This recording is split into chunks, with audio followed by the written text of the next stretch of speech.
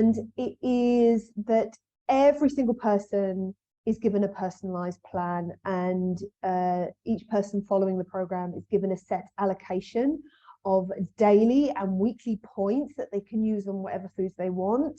I think that's one of the question marks that we have around the Weight Watchers plan, is whatever foods they want.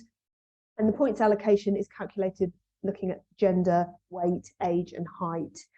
I think one thing that is missing there is life stage. So I think a perimenopausal woman is going to have a very different hormonal response to food compared to maybe a woman who is not quite in perimenopausal stage. Yeah, and the problem is it's not empowering in terms of the macronutrients. I mean, I remember in the 90s, one of my friends, she used to save up her points and eat one piece of cake a day. Like, she was like, I'd rather have one piece of cake a day and just go hungry. And I was like, well, you know.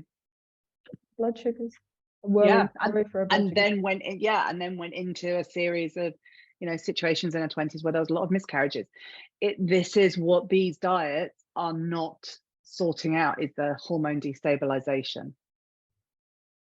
So you can use your points on whatever food you want. They do allow foods that are higher in protein, lower in fat. You can eat more of those than foods that are higher in sugar and saturated fat. So I think there's a little bit of education about the food choices, but I think it is really missing when you have that.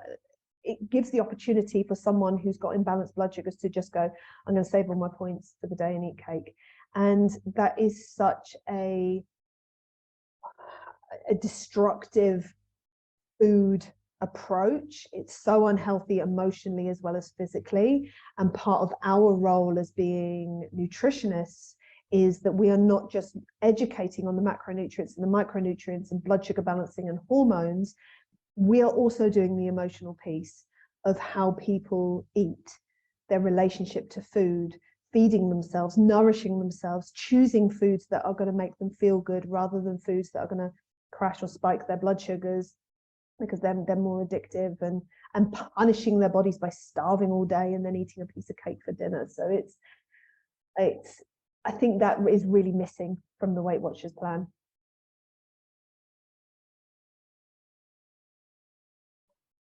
Another question about PFC. Yeah, no, I'm doing it. Go. You got it? No, yeah, I'm just doing it in the chat. Doing it in the chat. Keep going. Doing it in the chat. It's a big one. Thank you kindly. It's a big question, and we do cover it in our nutrition for health. Mm-hmm.